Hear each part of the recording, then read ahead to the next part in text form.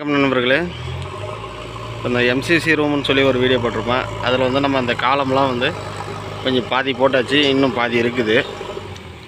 இது பார்த்திங்கன்னா இந்த 500x300 சைஸ் காலம், அதாவது எம்எம் 500 mm by 300 mm 8 ஃபீட்டுக்கா, அதாவது 8 ஃபீட்னா 2.4 மீட்டர் ஹைட்டுக்கு இப்போ காலம் முடிஞ்சு ஒரு லிஃப்ட்டு. அடுத்து இன்னொரு லிஃப்ட்டு வரும், செகண்ட் லிஃப்ட்டு. அப்படியே பார்த்தோம்னா இங்கே இது பாருங்க, இது 500 சைஸு.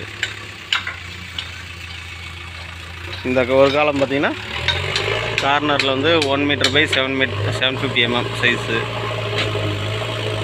பெரிய சைஸ் காலம். இது ஒன்று மட்டும் இங்கே கார்னரில். பார்த்திங்கன்னா இன்னொன்று என்னென்னா, இந்த சாட்ருன்னு சொல்லி ஃபஸ்ட்டு காங்கிரீட் பீமுக்கு மேலே ஒரு 4 இன்ச் தெரியுது பாருங்கள், அதுதான் அந்த சாட்ருன்னு நம்ம போட்டது. இந்த மெஷர்மெண்ட்டுக்காக நம்ம காலம் வந்து ஸ்டடி பண்ணி கொண்டு வருவோம். இதில் பார்த்தீங்கன்னா ரீஃபில்லிங் நடந்துட்டு இருக்குது. பீம் லெவலுக்கு எர்த் ரீஃபில்லிங்கு. ஸ்டேர்கேஸ் ஏரியா காலம் வந்து போட்டிருக்காங்க. இது ஒன்று போட்டிருக்கு.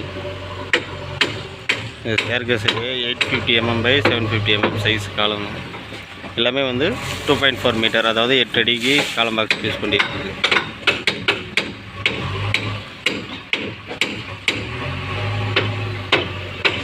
இது பார்த்திங்கன்னா ஸ்டேர்கேஸ் வாலு. இப்போ அந்த காங்கிரீட் இருக்கிற லெவல் வந்து பார்த்திங்கன்னா உங்களுக்கு வந்து ஃப்ளோர் ஃபினிஷிங் லெவல்னு சொல்லுவோம். எஃப்எஃப்எல் லெவல், ஃப்ளோர் ஃபினிஷிங் லெவல். இந்த லெவலுக்கு மண் ரீஃபில் பண்ண வேண்டியது வரும். இதுலேருந்து ஸ்டேர்கேஸ் வந்து ஸ்டார்ட் ஆகுது. இதுலேருந்து பார்த்தோம்னா அந்த லாஸ்ட் காலம் வரைக்கும் ஸ்டேர்கேஸ் போகும். போயிட்டு லேண்டிங் திரும்பி மறுபடியும் இந்த பீமோட பாதிக்கு வரும்.